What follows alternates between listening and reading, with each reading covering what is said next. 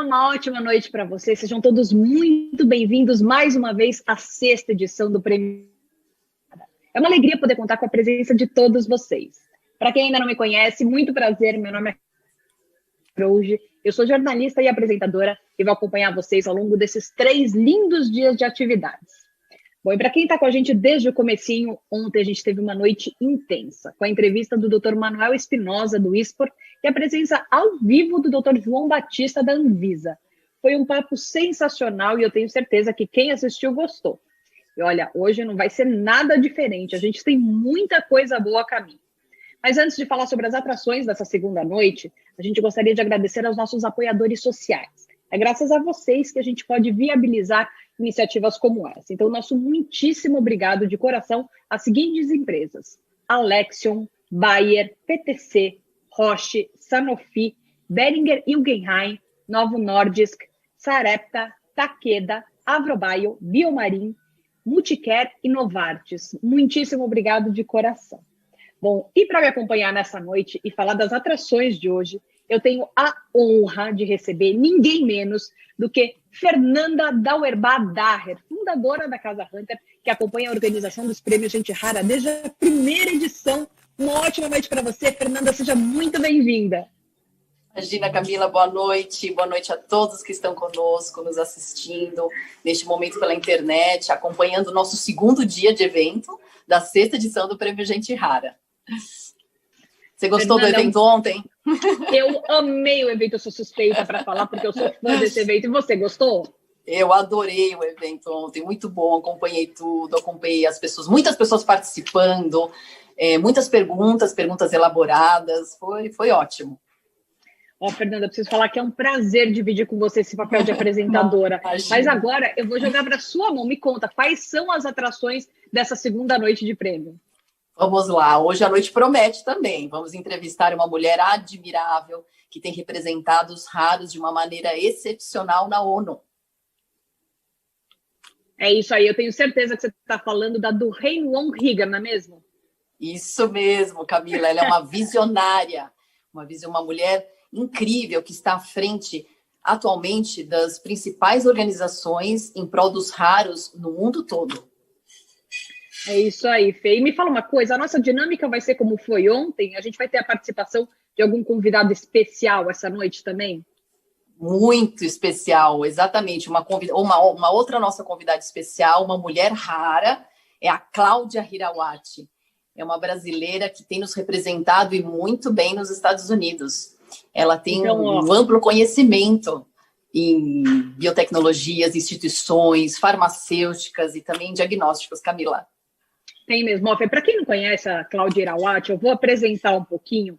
Ela é a presidente executiva da Voz Advisors. Ela tem uma longa trajetória de advocacy. Ela foi presidente do Círculo Internacional de Embaixadores da Eurordis, Organização Europeia de Doenças Raras, de 2015 até 2018 e segue como voluntária da instituição. Bom, Fê, muitíssimo obrigada por me ajudar nessa abertura e deixar a nossa segunda noite mais iluminada aqui do Prêmio Gente Rara. Eu queria convidar todos vocês agora para assistir com a gente a entrevista da Do-Haen Wong-Higa. Muito obrigada, viu? Antes de tudo, vou agradecer. Obrigada, Camila. Obrigada a todos que estão assistindo. E eu desejo um ótimo evento.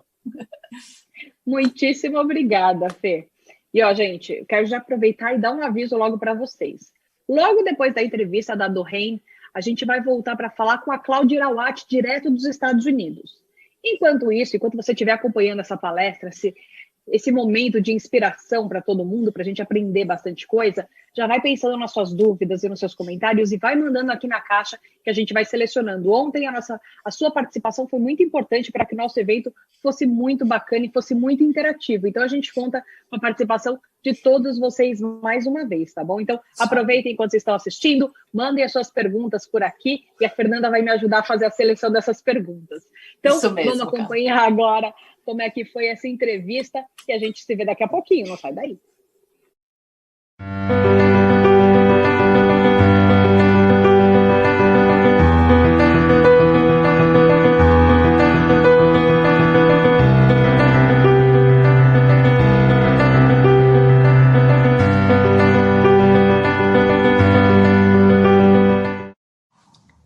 She is well known as the voice of the rare, one of the most outstanding leaders in defending the rights of those who struggle for diagnosis and access to rare disease treatments. Welcome, Mr. Duane Bonge-Rieger. It's an honor to have your presence at our event. I cannot thank you how much I appreciate being asked to participate. So it is truly my pleasure. Never the fact that we live in a global world is as evident as in 2020. In strategic terms, when did the perception arise that the rare should also act globally? Was there a specific moment when this need became clearer? I think patients, parents who live with rare diseases, ever since there's been something like the internet, we've realized that, in fact, we have to think globally, because in many cases, we will have children with rare diseases. I have 2 children with rare diseases and very different experience. My daughter was born with a rare condition that nobody knew what it was. And for us, it was looking and for many years. My son was born, but they immediately diagnosed what it was. And because of that, they had an immediate treatment program for him. But when you don't know what it is, you do turn globally. You realize that none of your other friends and family members may know anything about it, because even though a lot of times there are genetic conditions, nobody else in the family has it. So I think from the very beginning, patients and parents realized they had to reach out globally. And I think many of our rare disease networks and our patient organizations are started by parents and patients who are looking for, information. And then when they get information, they're so excited to be able to share it with others. And it's really been a ground up effort. And so, Facebook has been our friend. Social media has been our friend. I think the world, in terms of the research world, the policy world, the development world, has actually been catching up with what patients and parents have known all along, that if you want to understand rare diseases, if you want to diagnose it, if you want to treat it, you have to think globally. So we're really thrilled that we see all of these other entities coming in to help, to deal with rare diseases on a global level. I mean, researchers, I think, have been one of the earliest ones, but oftentimes, even then, we found that researchers were working very parochially. They work with the community that's around them.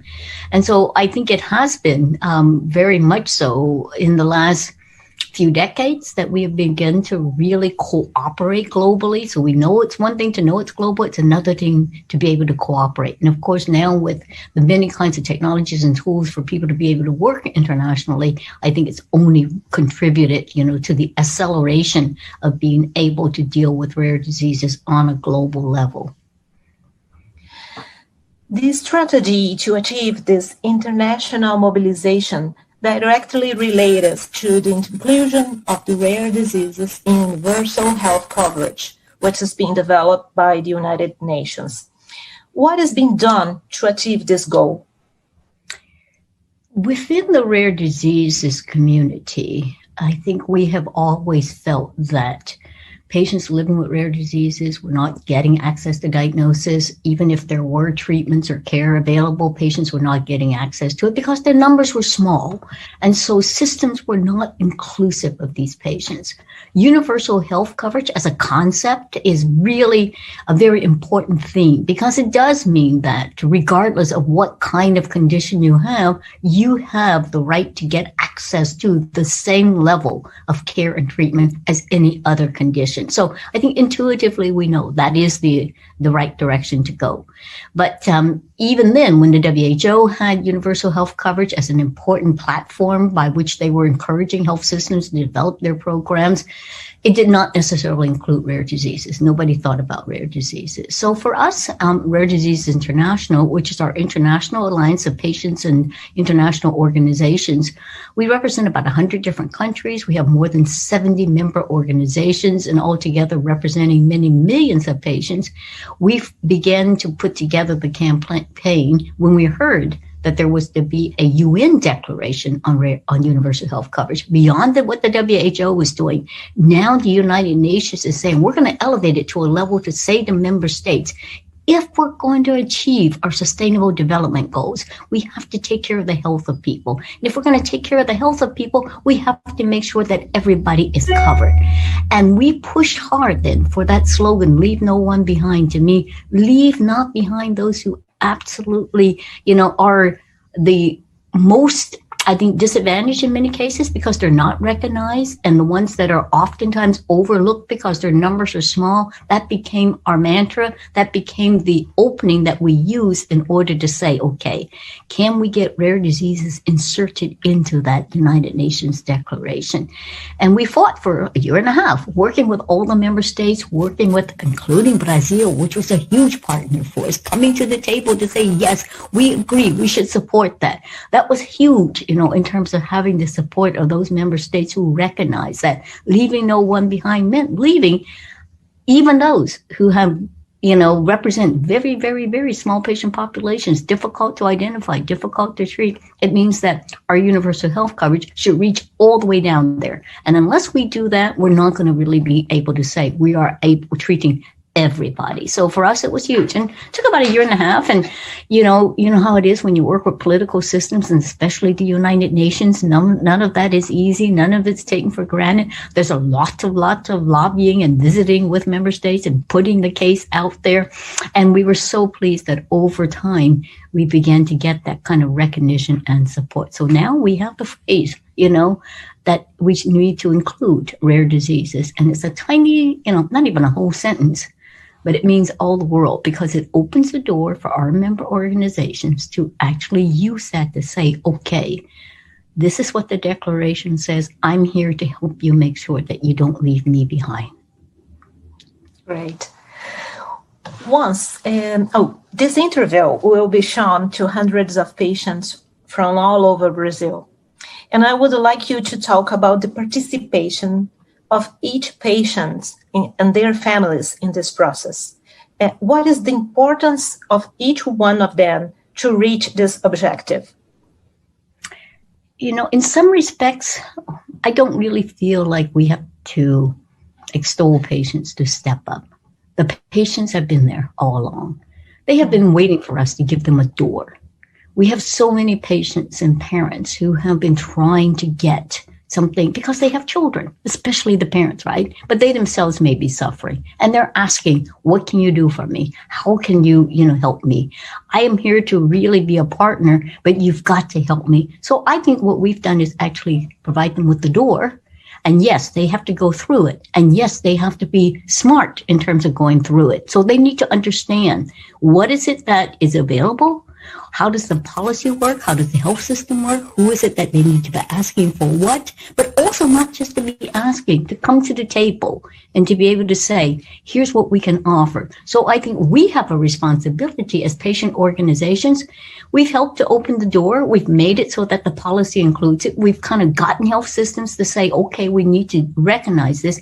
Now we have patients and parents who say we want to help, but obviously they only know as much as their own condition. They may only know it from their local level. We must help to then provide them with the tools, provide them with the skills, provide them with the knowledge. So when they walk through that door, they walk in not just saying, hi, I'm a poor patient that needs your help. I'm here because I can tell you kind of what my condition is. I can tell you what are the ways in which it can work. I can help you develop systems that can not just help me, but can help others. And we can do it in a way that's most effective. And we're here to cooperate. We're here to contribute. That's what we need to do. So a lot of the responsibility goes back to us now as patient organizations. We've got the door halfway open. We need to make it so that when people go in, we're able to have an impact.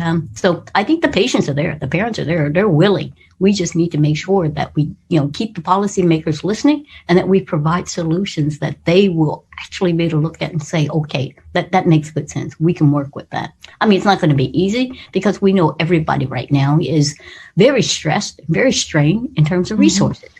I mean, and certainly Brazil and many other countries, right? For us, the other important thing is to say, no matter what else we're dealing with, we cannot drop in what we're doing for rare diseases, because then it will be even worse when we try to come back.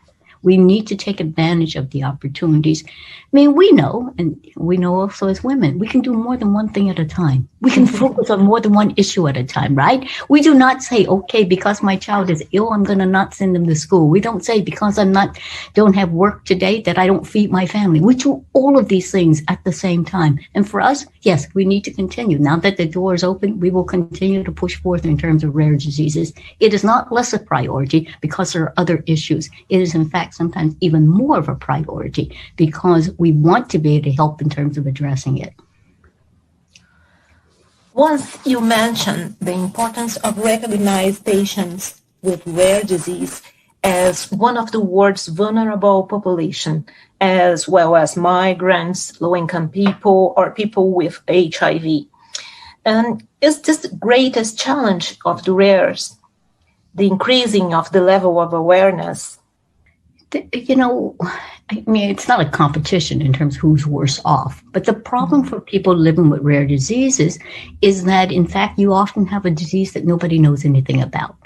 So even when you go in to see your physician and you present, they know nothing about you. So the easiest thing to do is to either say, okay, you just have this, and I know how to treat that. So that's what I'll give you.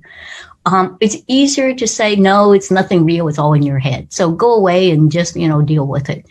That's the problem. And that's why I say they are the most vulnerable, because many, many others who should and could be helping don't know what it is that we're presenting with.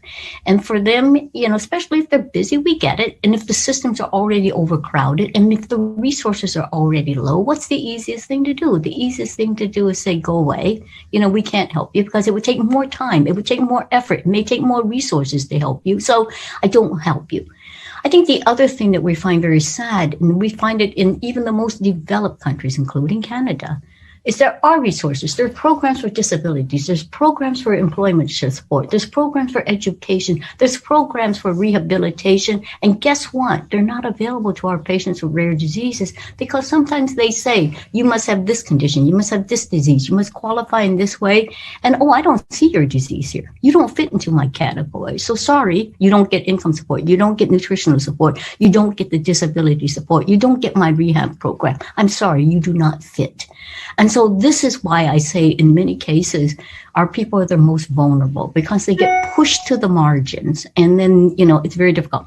I would say the other thing for many of us as well, and it comes back to places like Canada, where we do have many migrant populations. Some of these diseases, of course, are prevalent in certain kinds of ethnic populations. And in a broad population, it may not be represented in the majority population. I mean, thalassemia, sickle cell disease, some of these other conditions. But when people come from countries in which these are very prevalent, the system doesn't want to deal with it because they now see tooth problems, right? You've got a very difficult disease. It's very hard to treat. And guess what? You're a minority. You may not even be a citizen. So I'm not so sure. And I'm not saying people do it deliberately. I'm not saying that people, are trying to be cruel, but it's very easy to just push people away. And I even fault some of our patient groups because sometimes they don't know how to bring in other groups. They don't know how to say, okay, we have a patient community. We've been doing education. We have migrants that are coming in. We don't speak the language. We don't have people in our board that are actually there. We don't know how to reach out to them. Culturally, they're different. So it's easier to ignore them.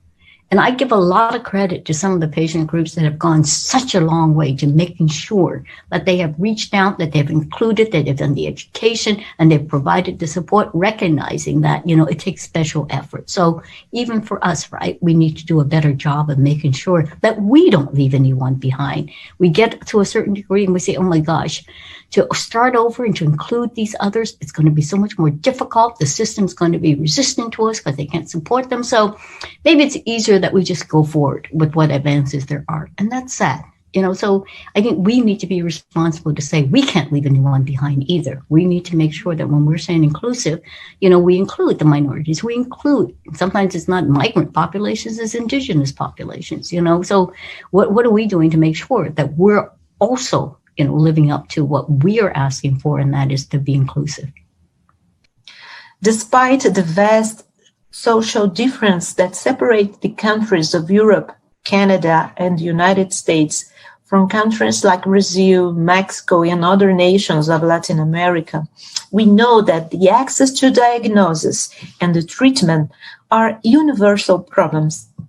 What is being done today to change this scenario globally? Not enough, not nearly enough. And this is the sad part about it, right? Is because we are very concerned that we will have global access, we'll have diagnostics. We have increasingly sophisticated diagnostics. We will have therapies. There will be increasingly effective therapies. And we will have 2 worlds, or we may have 3 worlds. We'll have those that can afford it. We'll have those that live in systems in which they're bringing them in. And we'll have those that do not, and many, many more that do not. So we are very, very concerned as a rare disease global community. This is where we have to step up as a global community, that we are thinking about global programs. I'm very proud. I belong to a network called the Global Commission to End the Diagnostic Odyssey for Children Who Are Living with a Rare Disease. Very long title, but our push within that commission is to say, think globally. You cannot just think about it in terms of high income. I belong to a international research consortium program on global access to medicines. And we're saying we have to start thinking about the global access to these medicines.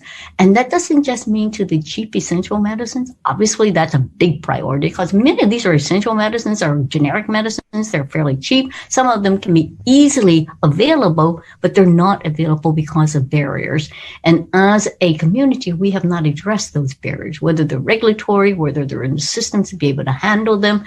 I think we need to make sure that we understand and that we're pushing for them. But even new medicines coming in, we need to start thinking about if we have new medicine, and especially if there are populations for whom these would be extremely effective. And we think about, I always fall back on things like sickle cell disease, where the majority of the population are going to be those that do not have access to anything and do not live in, societies where they're going to be able to bring in all these medicines. What are you doing? What are we doing to make sure that those who need it most are going to be able to get access? And I think that's what we have to, begin to build into all of our programs today. So I'm very excited.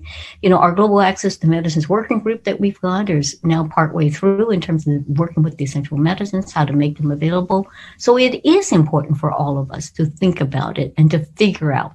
I think the important thing in terms of things like diagnosis and medicines is that it forces the entire system to improve. I can't do diagnosis if all I'm going to do is bring in testing or bring in screening. There's nowhere to refer them. If we don't have specialists that we can refer them to. So it means developing a network. And so we're also working with the WHO and with Rare Disease International to introduce what we call collaborative global network for rare diseases. The notion is to have rare disease hubs around the world that will actually serve as central reference places for patients, well, not so much directly for patients, but for physicians and for clinicians to be able to refer patients to get the specialized help. And then for those to be networked to more localized networks. And then all the way down to, hopefully, local providers. That would be the vision. It's going to take many years to get to that vision, but we have to have that vision there. So that is, again, how do we do that, right? And as a developed world, it isn't just our responsibility to do it. If we don't do it, we don't get the advances. We don't get the access. So there's lots of ways in which I think we are now waking up to the fact that, yes, we need to all work on these problems globally. And one relates to the other, including with the drug manufacturers. They're not going to get medicine sold if they don't have good diagnostics. They're not going to have good diagnostics if we don't have good systems. I sometimes joke and say, circle. Yeah, exactly. It's a circle. And I sometimes joke and say, you know what? These medicines are so expensive because you're only going to sell them to a fraction of the population. For every drug that is available for rare disease, that fewer than 1% of the patient population that should be getting that medicine actually gets it. Even in developed countries, but fewer than 10% of patients who should be getting that medicine get it. So if I'm a company and I know that, I'm going to charge you a lot for that medicine. But what if we say, okay, we're going to deliver it to 80% of the population? Now, how much should this medicine cost? because you can actually then, benefit from having a very big population that can get access to it. That's our goal, right? Better that we are able to expand the reach and be able to make the medicines available. Not going to be easy, but all those little steps help. I think the important thing is also getting governments on side. And this is where the patient community has to work with their own government. And we hear the stories, right? Sometimes the medicines get in, the regulators won't approve them. Sometimes the medicines get in and people that are not reputable will take the medicines and do other things with them. And we need to make sure all of that is curtailed so that it does not become an excuse for why can't you ship it there? Well, because, we know it's going to be sidetracked. Well, okay, we can work with that, right? So I think this is where, again, patients have to be aware. They have to speak up. They have to take action. But at the same time, we have to work with the policymakers. We have to work with those that can actually, ensure that there are secure pathways. So it takes action on all fronts, but again, we're used to the fact that, there's no single, easy step, right? So we need to look at each part of that pathway. But unless we're really committed to it, it's not going to happen. In July, in a statement about the pandemic, you said the social and economic impact of the pandemic should not worsen the vulnerability of rare patients. We are reaching the end of 2020. What is your assessment of the impact of COVID-19 on the rare? I think the problem in terms of COVID-19 is that it's devastated everybody so badly that it's hard to distinguish the rare in that, to be honest with you. We're all suffering, right? Even in the best of environments, we suffer. So this is the challenge. I mean, do rare disease patients suffer more? Are they more vulnerable? Yeah, of course they are. But, the impact is so devastating on so many people, it is very hard. That being said, we should be thinking about the things that we can do to lessen the impact for those that have rare diseases. And part of it is, the sadness of it is they are easily solvable. So what we're trying to do now is to say, okay, what are we learning? We've done the surveys, we've done the research. What are we learning and what do we need to put in place so that as this pandemic continues, if it actually, gets worse, some of us still only have, somebody says the first wave, second wave coming, I don't know, many of us feel like we're still in the first wave, right? It just continues to build bigger and bigger. But what are we learning? Can we implement that? And I think those are the important things. Can we use telemedicine more, telehealth more?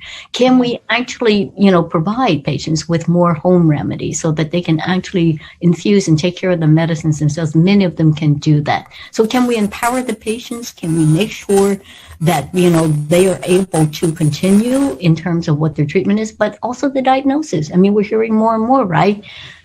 Patients with cancer not getting diagnosis, they get diagnosed late, so their cancer is much worse, is not treatable. We hear about simple things like the vaccines that have already been in place for children and they're not getting them. And so now they're more vulnerable to these. So let us not take our eyes off of that. And so what the rare diseases community can do is to step forward again to say, okay, here's our suggestions and solutions. So, in the developed countries, we're providing alternative clinics for patients who need to be treated. We're helping to make sure that the supply of medicines coming in, there are no disruptions in those medicines. Mm-hmm. It's a real challenge in terms of diagnosis, but sometimes we're able to find, do you really need to have another checkup before your medicines continue? Maybe you don't.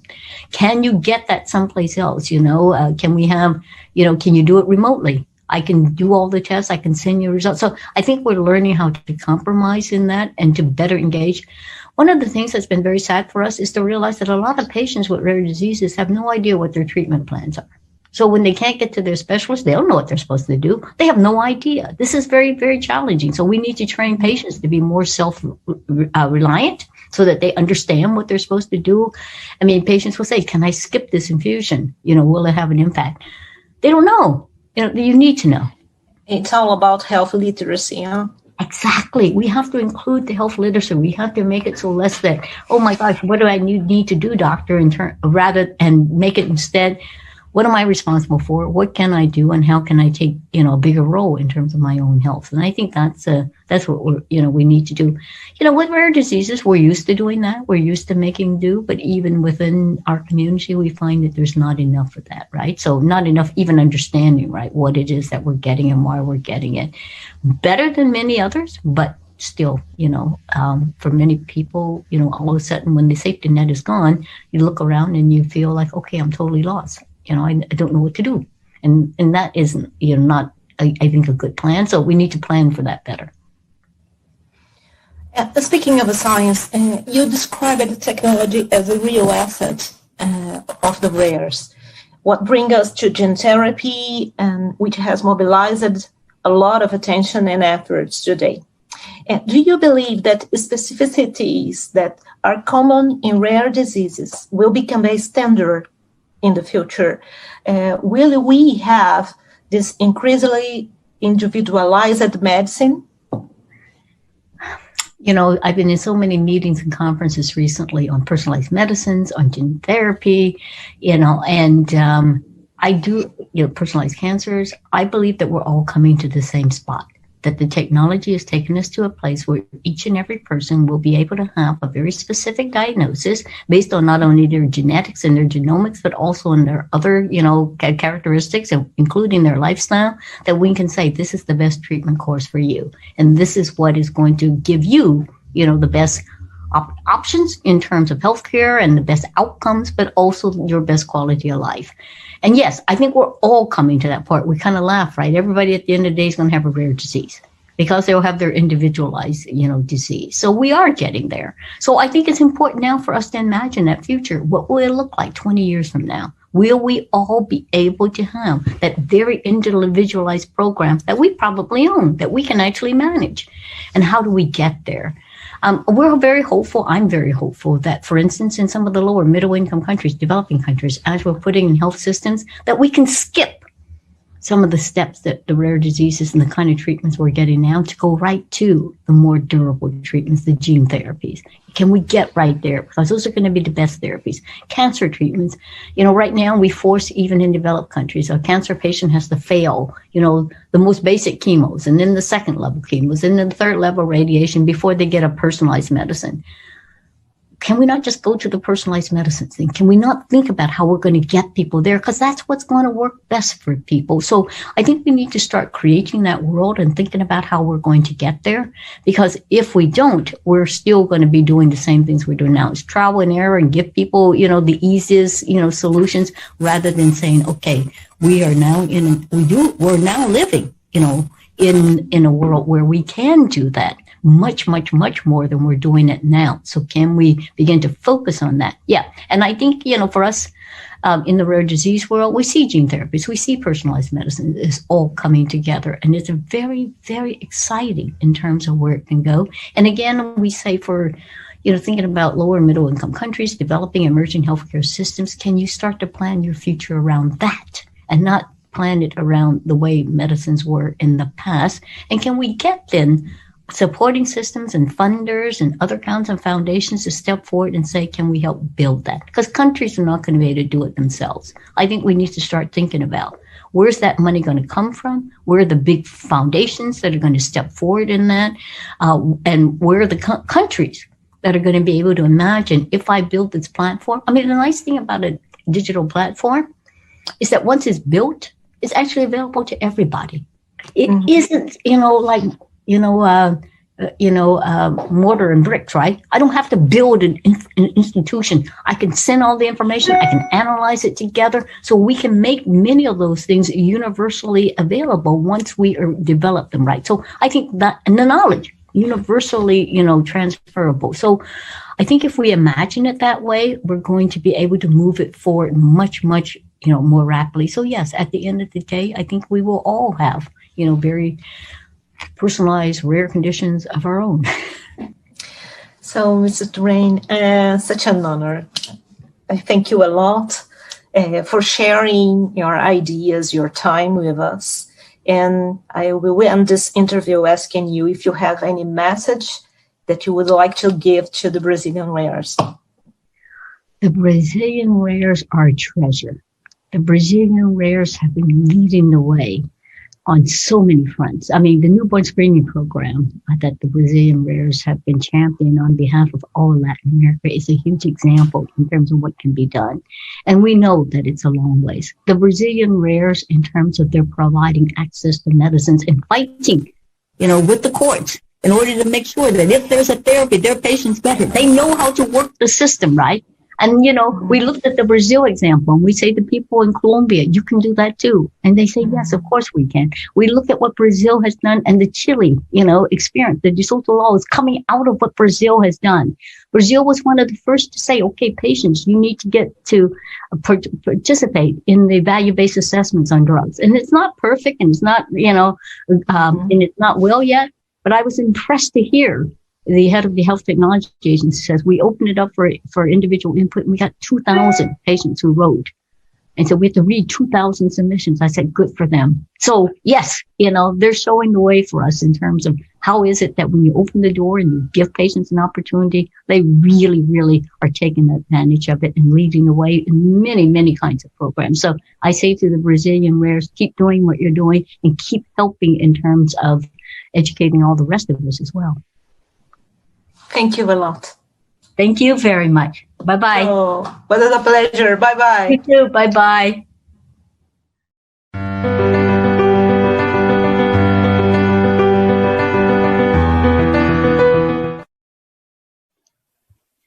Gente, que mulher incrível, não é mesmo? Que prazer poder contar com a presença de alguém com uma experiência tão forte no mundo dos raros. Pouquíssimas pessoas, aliás, seriam tão habilitadas para repercutir essa entrevista da Doreen Wanhigher quanto a nossa convidada de hoje. Então, eu quero aproveitar para dar as boas-vindas a Cláudia Irawati. Seja muito bem-vinda ao Prêmio Gente Rara, Cláudia. Muitíssimo obrigada por aceitar o nosso convite e trazer ainda mais conteúdos interessantíssimos para a nossa agenda. Deixa eu já começar te fazendo um pedidinho aqui. Conta para a gente, primeiramente, você conhece a Doreen pessoalmente, Cláudia? Boa noite. Boa noite, muito obrigada. Estou muito contente de estar com você, de participar desse evento, que é muito querido para mim, e particularmente contente de poder falar sobre uma grande amiga e colega de trabalho. Durans é uma pessoa que eu conheço há algumas décadas já, uma colaboradora em vários projetos diferentes, e mais recentemente, como eu sou voluntária da Awards, eu participo do nosso trabalho junto às Nações Unidas, trabalhando diretamente com ela. Que bacana. Bom, então você é a pessoa de fato mais habilitada para falar. Eu ia apertar como é que você a conhece. Primeiro eu queria que você mandasse um recado, que eu amei o cabelo dela, sensacional, já soube que tem tudo a ver com doenças raras, mas eu queria que você me contasse um pouquinho como que você avalia, Cláudia, as propostas de trabalho apresentadas por ela e o que você achou dessa palestra, dessa aula, basicamente, que ela deu para a gente. Adorei a palestra da Doreen, adorei as perguntas, foram excelentes e achei que foi uma masterclass em termos de onde estamos nesse campo hoje, quais são os nossos desafios. Adorei que ela foi muito sincera sobre as questões que não estão indo como ela esperava, mas demonstrou também um enorme entusiasmo por coisas que estão indo muito bem e estão progredindo extremamente rápido em termos de esse contato global que tem aumentado tanto em tempos recentes. Você tem toda a razão, Cláudia. E aí, uma das coisas que eu tinha te perguntado é que quando eu estava assistindo a entrevista, né, me peguei pensando nas dificuldades de trabalhar as necessidades de países com backgrounds tão diferentes, né, com realidades tão diferentes. Eu queria entender, na sua posição, como que é possível tornar realidade a proposta de uma ação global que envolvesse associações de doenças raras de todo mundo, para ter, de fato, uma medida única, sabe, uma ação única. Em várias áreas, eu acho que ações globais são as únicas maneiras que podemos progredir. Por exemplo, para conduzir uma pesquisa clínica, para entender os efeitos de um medicamento, é necessário que se envolvam vários países diferentes, porque senão simplesmente não vamos ter pacientes suficientes para ter um resultado que seja significativo estatisticamente. Mas o mais importante, eu acho que é reconhecer que existem várias coisas em comum entre as várias doenças raras, em termos do que os pacientes participam do processo de diagnóstico, do processo de obter acesso ao tratamento, e existem também várias coisas similares de país a país. As diferenças são, por exemplo, como eu tive uma excelente amiga brasileira que trabalhava com pacientes com várias doenças raras, e ela disse várias vezes que até conseguir que os pacientes cheguem na clínica já era um desafio. Então, que às vezes os desafios não são bem compreendidos no exterior porque são diferentes. Mas, apesar desses, eu acho que o que nós temos em comum ainda é muito maior do que as nossas diferenças.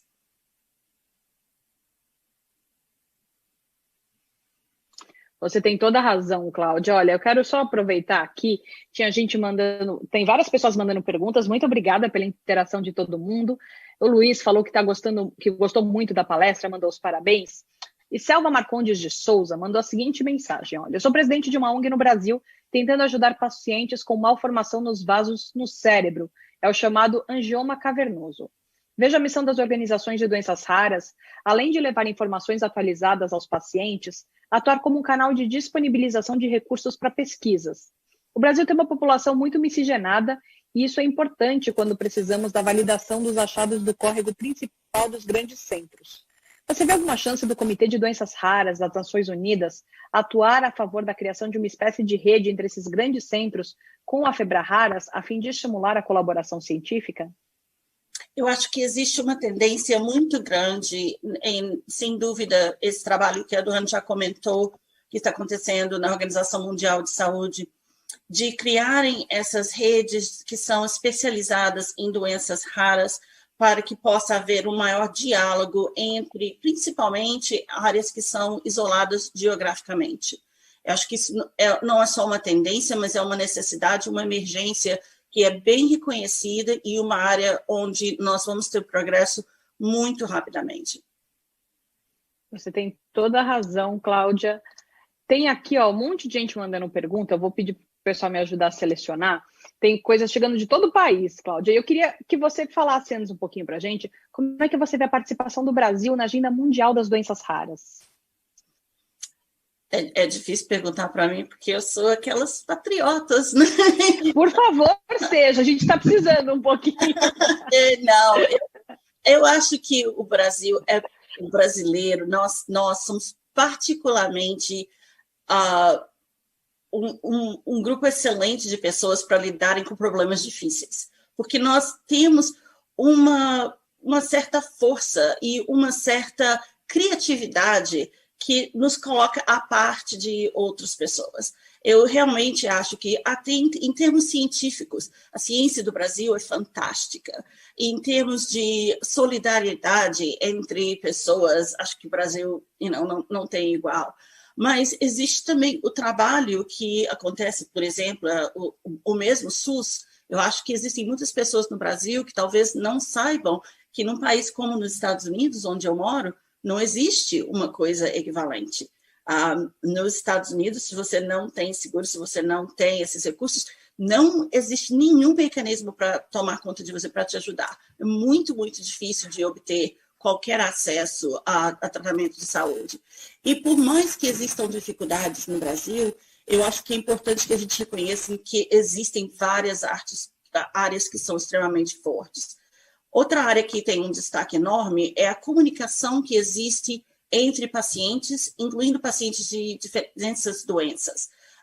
Os brasileiros são excelentes em conectar no Facebook, no Instagram, em participarem, e eles são muito abertos em termos das suas informações. Os americanos, por exemplo, já são muito, muito preocupados com a sua privacidade, muito mais fechados. Essa abertura dos brasileiros, esse desejo de compartilhar é uma grande força quando se trata de doenças raras, porque é necessário trabalhar em grupo. Então, eu acho que o Brasil tem várias qualidades que vão eventualmente se juntar para ser o sucesso que a gente sabe que a gente merece ser. Sabe, Cláudia, que isso que você falou me recorda um papo que eu tive semana passada, que tem uma conhecida que estava com dificuldade de engravidar, e ela fez todo o processo para engravidar, né? E aí ela falou para mim que ela não tinha problema nenhum em contar isso. Eu falei, mas não tem que ter mesmo. Ela falou assim, pois é, porque eu, quando comecei a ter essa dificuldade, eu vi que ninguém comentava, que várias pessoas depois tinham passado por isso e ninguém falava nada. E se você não tem acesso a essa informação, você não sabe para onde correr, você não sabe como pesquisar, você não sabe para quem perguntar. Ela falou, então eu estou me colocando à disposição agora de ajudar as mulheres nessa mesma situação para falar, eu passei por isso, eu não tenho problema nenhum em falar que eu passei, porque eu quero ajudar os outros. Então, acho que esse compartilhamento de informações nessa época que a gente vive, é sempre uma coisa perigosa, óbvio que é, mas ela tem que ser feita de uma forma que traga benefícios para a população. Isso é importantíssimo. Isso que você falou de brasileiro, de fato, ser mais aberto, tem total razão. Os americanos têm muito medo, até por tudo que eles já viveram de sigilo de informações e tudo mais, mas nesses casos que envolvem saúde, é importantíssimo. É só a gente ver agora, por exemplo, para trazer uma coisa para a realidade de todo mundo, se não houvesse o compartilhamento de informações das vacinas agora contra o coronavírus, cada país ia estar lutando individualmente por uma coisa que ia levar anos e anos para ser concluído, né? Provavelmente. E juntando o que você disse, a conversa com a Duran, eu gostei muito dos pontos que ela fez em termos de o que o paciente deve se preparar para participar desse diálogo. Descobrir, por exemplo, o que é disponível, como que as coisas funcionam, como funciona o sistema de saúde, a quem eles devem pedir o quê, e essa parte muito importante que ela tocou, de descobrir como você pode contribuir, exatamente o que você falou. Descobrir, poder dizer que eu posso informar sobre a minha doença, eu posso ajudar em pensar em soluções, não só para mim, mas para outras pessoas com a mesma doença e talvez até com para pessoas com outras doenças. Então, existe essa responsabilidade da nossa parte como pacientes também de participar, de contribuir. Você tem toda a razão. Olha, a Maria José Delgado Fagundes disse: Cláudia, que bom vê-la há quanto tempo e o melhor saber que você está firme na causa dos raros. Parabéns pela sua trajetória. Olha só, temos fãs aqui da Cláudia. Cláudio Farias mandou o seguinte, ó, em sua entrevista, do Hein von Krieger propõe mobilização internacional para lidar com legisladores e políticos na busca de soluções e melhores condições de acesso a diagnóstico e tratamento para os raros. Como fazer essa integração em meio a tantas culturas e realidades sociopolíticas diferentes? Você viu que o pessoal não ameniza nas perguntas não, né, Cláudia? Não, mas adorei essa. Adorei essa, eu sei. Pergunte para mim porque eu sei a resposta. Uma coisa que aconteceu há alguns anos foi a criação da Rare Disease International. Isso porque a Awards, outras organizações, tinham muitas perguntas de vários outros países de como, exatamente isso, como criar um contato que seja realmente internacional. A Rare Disease International agora tem mais de 100 países, vários, a Joana mencionou, uma organização muito bem estruturada, e criou essa ONG que está trabalhando dentro do sistema da ONU. O que nós pensamos é que a organização da ONU é o melhor veículo para conectar isso de uma forma internacional. O nosso objetivo, o nosso Everest, que nós estamos trabalhando no momento, é ter uma declaração dos direitos das pessoas com doenças raras, que seja uma declaração como a Declaração Universal, que possa realmente ser adotada por diferentes países dentro da sua realidade, mas que traga suficiente informação de como criar sistemas e como implementar, seja pesquisa, seja diagnóstico, seja acesso a medicamentos, de uma forma que possa avançar a saúde de pessoas com doenças raras em todo o mundo. Olha, Cláudia, isso que você falou do SUS no Brasil e de não ter isso nos Estados Unidos, de fato, mexeu um pouco comigo, porque é, de fato, muito mais complexo, né? Quando você pensa em países com realidades tão distintas, com características tão diferentes e com pessoas tão diferentes, com imposições governamentais tão distintas, você criar uma coisa, uma rede de apoio para as pessoas. Então, acho que assim, a causa dos raros, ela ganha ainda mais força e mais importância nesse momento que as pessoas precisam se unir para que as coisas mais metódicas possam fluir, sabe? Para que a humanidade possa trazer um pouco mais de dignidade para essa parte mais técnica.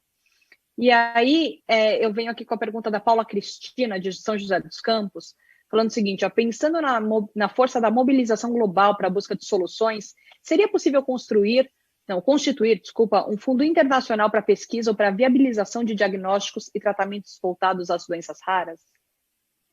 Eu imagino que sim. Existem vários fundos de vários países diferentes, de vários estilos diferentes. E o que a gente vê é que até mesmo dentro de uma doença rara, existem várias maneiras de tentar resolver o problema. Essa ideia de juntar todas as soluções é interessante, mas talvez exista também uma certa oportunidade no fato de que pessoas diferentes procuram resolver o problema de formas diferentes. Então, eu acho que talvez juntar tudo não seja a melhor forma de agilizar, mas talvez aumentar a colaboração e o diálogo para que a gente possa saber o que a outra pessoa está fazendo. E eu acho também, conectando mais uma vez com o que a Duran diz, colaboração, eu acho que é uma palavra-chave de tudo que eu escutei ela falar e, sem dúvida, eu acho que é extremamente importante. Agora, Cláudia, uma pergunta, e aí é uma curiosidade muito minha também, vou até pedir licença aqui. Quando a gente fala, por exemplo, no combate a uma doença específica, seja, sei lá, qualquer uma, HIV, por exemplo, a gente vai lá e vai disponibilizar todos os nossos recursos para investir naquela doença. Então, em estudos, em drogas, em tudo. Quando a gente fala de doenças raras, existe uma malha absurda de níveis de doenças. Isso também atrapalha na hora de ter os esforços focados, porque quando a gente fala em doenças raras aqui, cada pessoa está pensando em uma doença distinta. E são quase infinitas as possibilidades. Isso também atrapalha muito? É um desafio, mas para ser para provocar um pouco a questão, eu acho que a gente às vezes tem que perguntar se é uma questão de financiar ou se é uma questão de facilitar.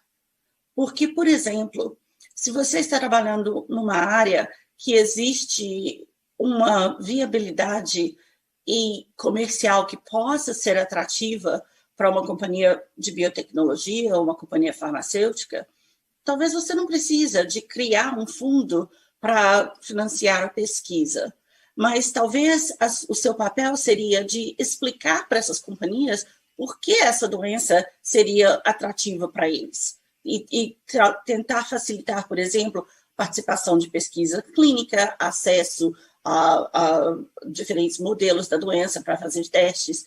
Então, é pensar dentro de cada doença o que realmente é necessário para avançar aquela doença. E é diferente de doença para doença, e existem várias maneiras diferentes de ajudar.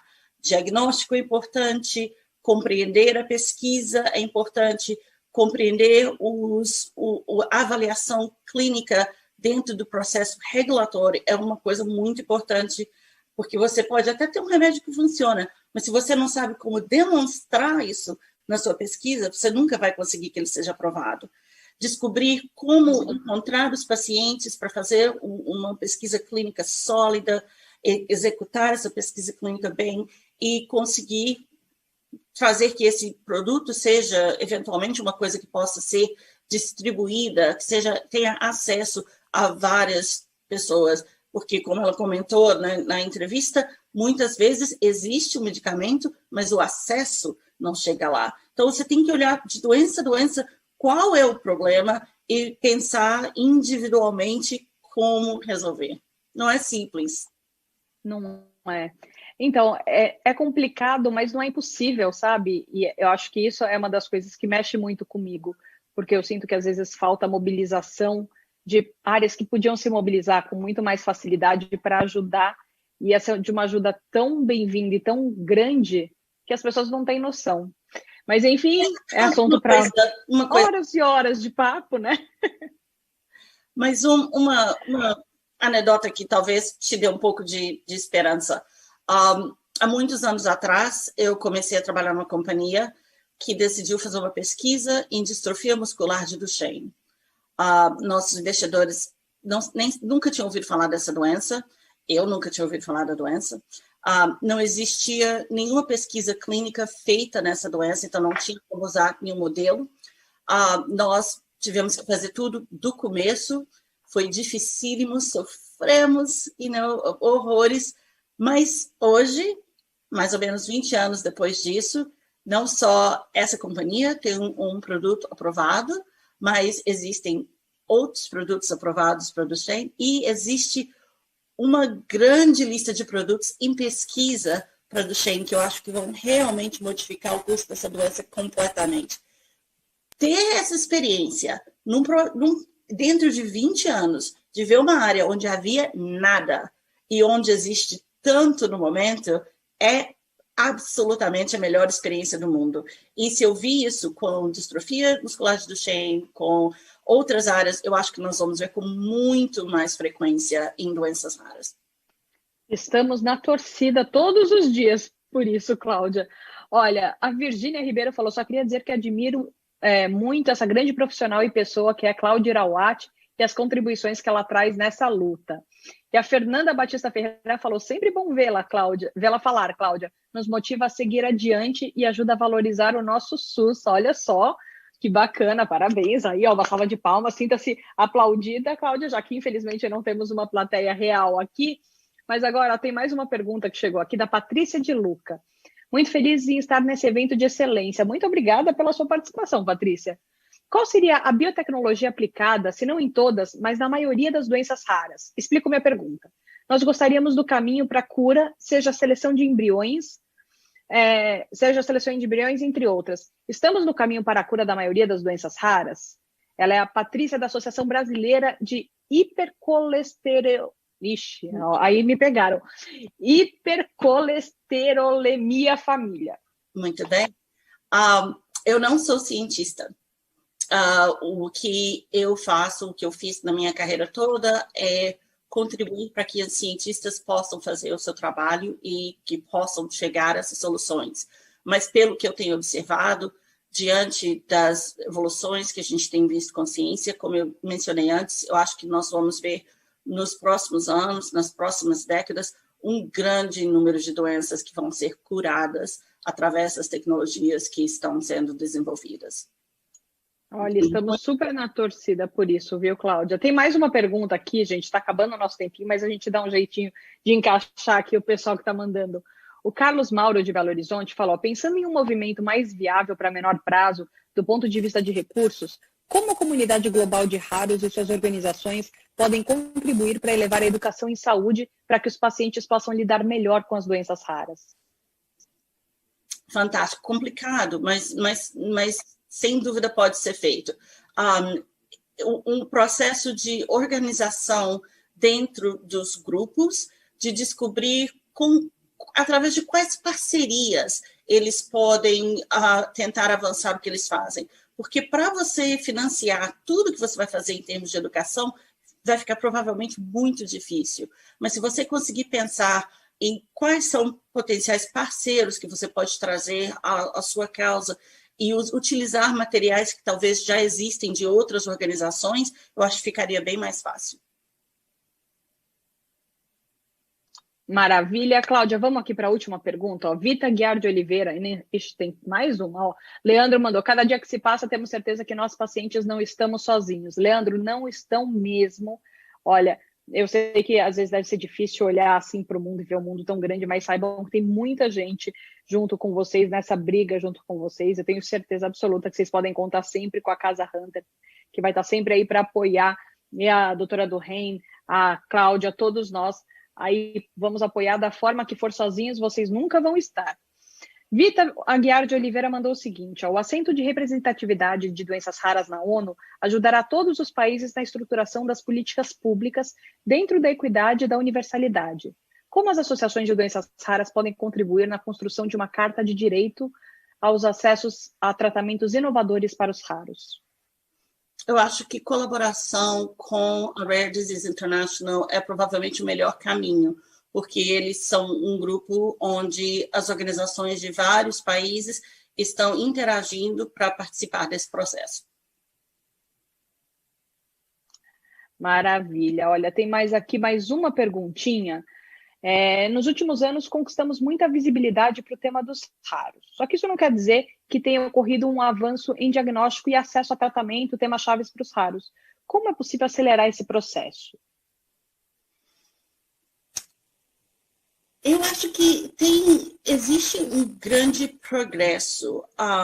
O fato de que nós estamos tendo esse diálogo já é um grande progresso, mas eu acho que nós temos que agir de uma forma coordenada. Nós temos que colaborar e trabalhar juntos para poder mobilizar, que seja o governo, que sejam organizações que têm o poder de criar essas soluções de uma forma nacional ou de uma forma internacional. Eu acho que isso que nós estamos fazendo aqui, através das Nações Unidas, também deve ser feito dentro dos países, através das associações, lidando com o governo do país, para que se mobilize dos dois lados. Essa é a minha esperança. Maravilha, Cláudia. A última perguntinha aqui. Ixi, acho que não está mais aqui a pergunta. Perdi a pergunta, gente, desculpa. Fui mexer aqui, ela sumiu. Mas olha, Cláudia, o papo está ótimo, só que a gente já está, infelizmente, se aproximando aqui do término da nossa programação de hoje. Então, em nome da Casa Hunter, de todos os raros que estão nos assistindo, de todos os familiares, eu gostaria de dar o nosso muitíssimo obrigado pela sua participação. E a gente espera poder contar sempre com você, nos atualizando, nos informando, enfim, conectando a gente com os avanços dos raros em todo o mundo. Muitíssimo obrigada, Cláudia. Obrigada, Camila, sempre aqui. E para vocês na audiência, vocês absolutamente nunca vão estar sozinhos. Prazer. Nunca. Muitíssimo obrigada, Cláudia. Uma salva de palmas virtual para você, porque infelizmente não estamos sem plateia, mas sinta-se muito agradecida por tudo que você trouxe de conteúdo para a gente, muito aplaudida. Sempre às ordens. Bom, caros, antes do boa noite, eu tenho 2 avisos importantíssimos. O primeiro deles é o seguinte: a Casa Hunter foi selecionada na campanha Doa Brasil. A gente ganhou um site exclusivo para arrecadação de recursos. A campanha da Casa Hunter é muito especial. Os recursos arrecadados vão proporcionar um dia raro para os pacientes, uma sessão de cinema exclusiva em um drive-in, com toda a segurança necessária nesses dias de pandemia, é óbvio. E se você puder colaborar de alguma maneira, a gente vai ficar imensamente feliz. Então, é muito fácil. É só você digitar www.doabrasil.org.br/casa-hunter. Não é hífen, na verdade, não é o underline, é hífen. E aí você faz a sua doação lá. Você pode doar pipoca, refrigerante, você pode doar 2 ingressos, 4 ingressos. Você pode garantir a ida de uma família para esse passeio, que vai ser super, super divertido. E qualquer valor que você doar vai ser muito bacana. Eu quero até agradecer que ontem no evento eu falei isso. Logo depois eu fui entrar e já tinha subido o número de doações. Ainda falta bastante para a gente chegar lá, mas eu tenho certeza que hoje todo mundo vai ajudar, vai participar e a gente vai bater a nossa meta rapidinho e proporcionar um dia incrível para várias famílias. E eu tenho um segundo aviso que é tão importante quanto e que vai depender muito de vocês também. É que amanhã, dia 3 de dezembro, nesse mesmo horário, 7h30 da noite, a gente volta com a esperadíssima, tô bem, né? Com a incrível cerimônia de entrega do Prêmio Gente Rara. E olha, você não pode perder. A Fernanda saiu daqui, a Fernanda Daher lá no comecinho, e ela nem deu um spoiler. Então eu vou dar um spoilerzinho para vocês, que vai ter Fagner, vai ter Daniel, e olha, vai ser imperdível. Então, para acompanhar a programação, que vai contar com a presença dos nossos premiados, de muita gente maravilhosa, muito depoimento bacana, é muito simples, você só vai precisar acessar esse mesmo link que você utilizou hoje. Não se esqueça, é www.premiogenterara.com.br. Bom, eu encontro vocês amanhã. Muitíssimo obrigada pela companhia hoje, pela participação de todos. Parabéns a todos pelas perguntas. E eu espero que todo esse conteúdo seja muito útil para toda a comunidade dos raros no Brasil e no mundo. Um grande beijo, a gente se encontra amanhã. Até lá!